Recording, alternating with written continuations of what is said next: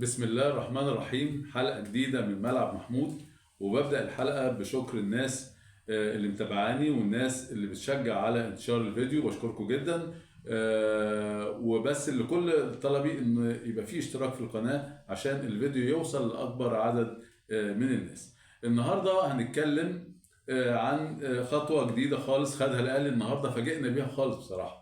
الأهلي عمل خطوة النهاردة مفاجأة، يعني مراوغة كده من مراوغات النادي الأهلي. الاهلي يا جماعه ما حدش بيلوي دراعه، الاهلي ما حدش بيقدر يلوي دراعه، وما حدش بيقدر ان هو يجي عليه، وما حدش بيقدر عليه يفرض عليه الامر الواقع. الاهلي عمره ما كان كده، الاهلي قوي جدا، الاهلي قوي بابنائه، قوي بشخصيته، قوي بقراراته اللي بياخدها في الوقت المناسب. كلم محمد ابو جبل، محمد ابو جبل كان الناس اللي بيقولوا ان هم ما فتحوش معاه قناه اتصال ما تفاوضوش معاه، لا اتفاوضوا مع محمد ابو جبل، لكن محمد ابو جبل كان ليه طلبات ماليه مبالغ فيها جدا، لذلك رفض تماما. جه بعد كده محمد بسام بقى النادي سيراميكا والاستاذ محمد ابو العينين اللي هو مالك نادي سيراميكا بلغوا جدا جدا في طلباتهم، لدرجه ان كانوا عايزين ياخدوا احمد عبد القادر وياخدوا واحد من الناشئين، وكان المفروض كمان يكتبوا لهم حاجه في النادي. يعني كانت حاجة غريبة جدا، يعني بالغوا بشكل مبالغ جدا جدا في طلباتهم على على موضوع ايه، اعارة 6 شهور، عايزين ياخدوا لعيبة وعايزين استغناءات عن لعيبة خالص، وعايزين كذا وكذا وكذا، حاجات كتيرة قوي. فكان طبعا النادي الاهلي ما بيتلويش دراعه زي ما قلت لحضراتكم، وقام مرة واحدة لقيناه بيتعاقد مع محمود الزنفلي. محمود الزنفلي ده يا جماعه ايه، هو مين؟ يعني هو ظهر على السطح مره واحده كده، عايزين نتعرف عليه واعرفكم عليه واحده واحده. محمود الزنفلي ده يا جماعه من مواليد 28/4 سنه 92، يعني عنده تقريبا 32 سنه. طوله 190 سم، طول مناسب جدا جدا، شخصيته رائعه، تناسب شخصيه النادي الاهلي وتناسب لعيبه النادي الاهلي. بدأ مشواره الكروي مع كان ناشئ في وادي دجلة سنة 2012، ولعب لأندية بقى، لعب للمنيا، ولعب لطلائع الجيش، ولعب لأسوان، ولعب الرجاء السكندري، ولعب للاتحاد السكندري، ولعب للبنك الأهلي. البنك الأهلي اداه للداخلية على سبيل الإعارة، هو جاي من الداخلية، يعني آخر محطة ليه كان نادي الداخلية.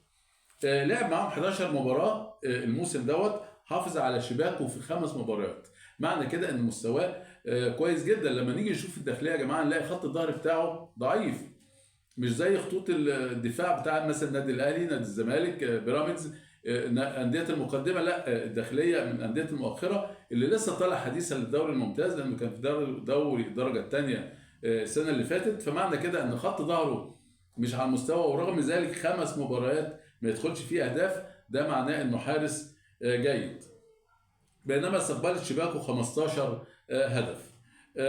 طبعا الزنفلي مش هيلعب افريقيا، ليه؟ لانه اتأيد بعد باب القيد ما قفل في الاتحاد الافريقي، اتقفل 31 يناير، معنى كده ان هو هيلعب محلي فقط، هيلعب مباريات الدوري بس. هيبقى مع شوبير طبعا وزمايله، ولكن مش هيلحق او مش هيلعب او لا يحق له انه يلعب المباريات الافريقيه، وهو على سبيل الاعاره لمده 6 شهور مع نيه الشراء. يعني في العقد نيه الشراء، لو اجاد، لو انسجم مع زمايله طبعا هيبقى موجود، وهيبقى لاعب من لعيبه النادي الاهلي. والراجل تقريبا محمود الزنفلي دوت راجل ابن حلال ومحترم وطيب، ان هو جاله الحظ ان هو يجي النادي الاهلي. شوف احنا الاهلي كان بيتكلم مع مين؟ كان بيتكلم مع محمد ابو جابل، كان مع محمد بسام، كان بيتكلم مع علي لطفي. كل الناس دي سبحان الله حصل شويه دروبات وشويه مشاكل في التعاقد معاهم، وجت في الاخر رست على محمود الزنفلي في اخر وقت يعني، وبعدين بشكل مفاجئ جدا. انا ما كنتش متوقع بصراحه. محمود الزنفلي كان من الناس اللي هي هو حارس جيد ولاعب ممتاز جدا يعني لعبا وخلقا، ولكن كان بعيد عن الصورة. سبحان الله، هو نيته كويسة، وتقريبا يعني حد داعي ليه كويس جدا من والده أو والدته، فكان حظه الجميل إن هو يوصل للنادي الأهلي، وممكن يستمر في النادي الأهلي لو أثبت كفاءة وانسجام زي ما قلت لحضراتكم مع اللاعب. هو في حياته كلها لعب 104 مباراة في الدوري العام، شباكه كانت نظيفة في 32 مباراة. معنى كده النادي الاهلي يا جماعه لما بيحط عينه على حد بيبقى فعلا مناسب، يعني هو مش هيروح لاي حارس وخلاص والسلام يعني، لا هو في حاطط عينه على الحارس، فلازم يكون بالكفاءه المطلوبه لحراسه مرمى النادي الاهلي، والا ما كانش يعني يسعى في التعاقد معاه. طبعا محمود الزنفلي، واسمه يا جماعه محمود الزنفلي مش الزنفولي، يعني في ناس بتنطق الزنفولي، لا هو محمود الزنفلي، هي العيله كده اسمها الزنفلي مش الزنفولي، لان في بعض المعلقين بيقول زنفولي ودي خطا يعني. دوت كل حاجه عن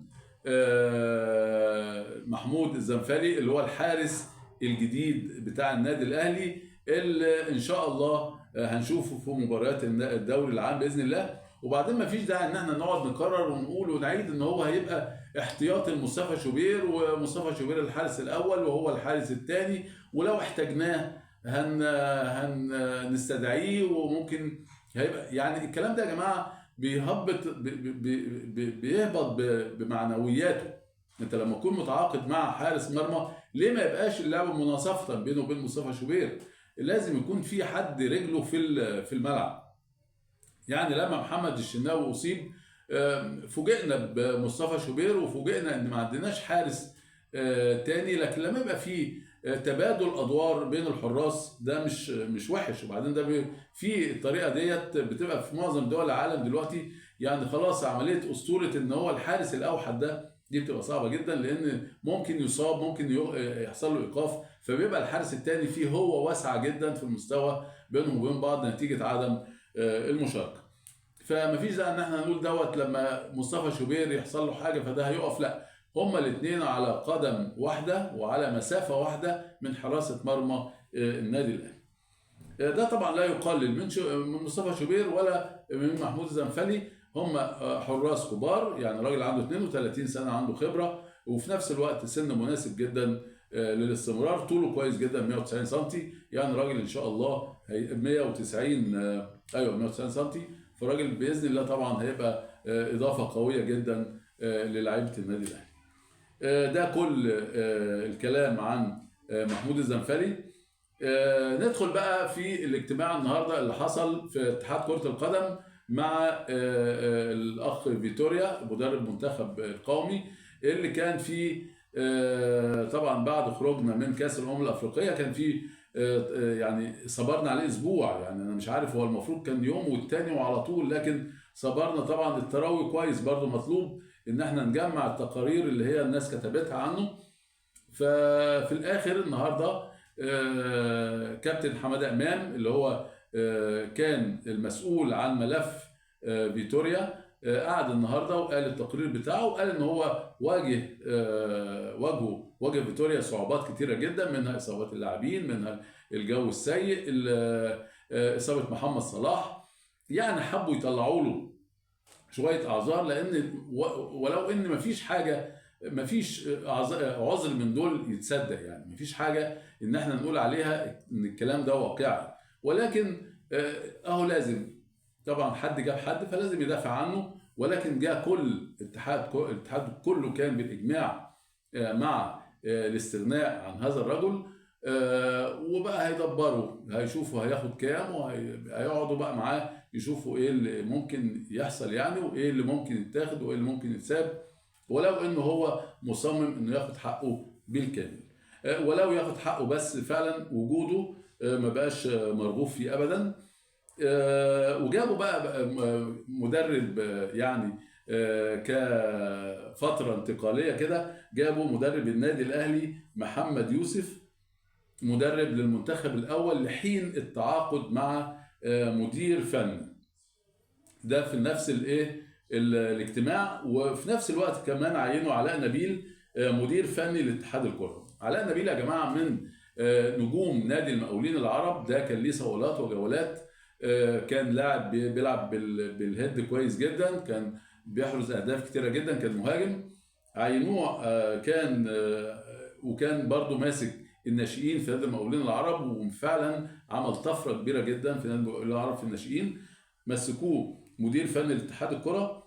ده اختيار موفق جدا، وان شاء الله يبقى فاهم، يبقى قاعد لما يبقى في تعاقد مع مدير فني، في تعاقد مع في اختيار لعيبه، لازم بيبقى ليه برضو راي، لان الموضوع ان احنا سيبناه لناس ملهاش خبره.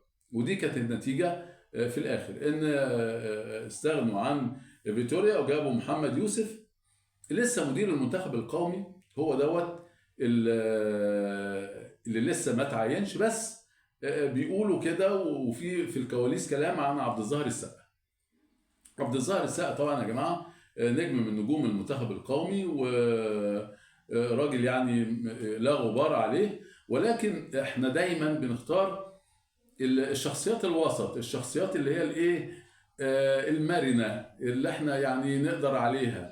يعني محمد يوسف وعبد الظاهر السقا، ما اخترناش حسام حسن مثلا وسيد عبد الحفيظ مثلا، لا ما ينفعوش. ليه؟ حسام حسن راجل قوي جدا، راجل مباشر قوي، راجل جد جدا. سيد عبد الحفيظ طبعا كلنا عارفينه، مش هنحكي عليه. ما ينفعوش الناس دي، ما تنفعش في المنتخبات، ما تنفعش انها تمسك مناصب. احنا عايزين الناس اللي هي ايه في ايدينا، الناس الوسط. محمد يوسف راجل محترم، راجل على خلق، راجل طيب. عندنا كابتن عبد الظاهر السقا برضو حديث العهد بانه يمسك المنصب دوت. فطبعا يعني ايه هتبقى ايه، يعني مقدور عليهم شويه، يعني مش الشخصيات اللي هي الحاده الجامده قوي، اللي هي بتقدر تصد، او بتقدر انها عندها اللي هي روح التصادميه او الشخصيه التصادميه. فهم مختارين ناس برضو يعني يقدروا يتصرفوا معاهم وقت ما يحبوا يتصرفوا معاهم. ده اختيارات المنتخب القومي، اللي ان شاء الله بيسعوا بقى دلوقتي للتعاقد مع مدير فني على مستوى عالي، مدير فني عالمي. نتمنى ان يكون الاختيار اختيار مناسب، لان احنا شبعنا بقى من كتر الناس اللي هي بتيجي وملهاش في حاجه. وبعدين التعاقد كمان لازم يكون في موجود معانا حد قاعد كده على الطاوله، يكون فاهم جدا. يعني تخيلوا كل الاجتماع ده يا جماعه كان فيه يعني مشوا فيتوريا، غيروا مش عارف ايه، لكن اصحاب القرار في وجود فيتوريا قاعدين، محدش يتكلم عنهم على الاطلاق. وكل اللي طالعين دلوقتي في التلفزيون بيتكلموا ان احنا بنتكلم جد، وبنتكلم بجراءة، وبنتكلم بوضوح. لا، انتوا ما بتتكلموش لا بجراءة ولا بوضوح. انتوا بتجاملوا زمايلكم في الاعلام. طبعا المسؤولين عن تواجد فيتوريا زمايل جدا في الاعلام، بيقعدوا في استديو واحد، فصعب جدا ان هم يخبطوا في بعض. فعمالين كل المشكله في فيتوريا. لا، المشكله في اللي جاب فيتوريا، هو المفروض المشكله في اللي جاب فيتوريا، بس صعب ان هم يخبطوا في بعض لانهم زمايل وبيقعدوا مع بعض في استديو واحد، اصدقاء. ولكن مصلحه البلد ما فيهاش صداقه، ومصلحه البلد ما فيهاش معرفه يعني. نتمنى ان الامور تمشي بشكل جدي، نتمنى ان الامور تتعادل شويه، على اساس ان احنا نرجع تاني ونشوف منتخبنا في المكانه اللائقه اللي تستحق فعلا يكون منتخبنا موجود فيها. بكده وصلنا لنهايه حلقتنا، وان شاء الله نشوفكم دايما على خير، والسلام عليكم ورحمه الله وبركاته.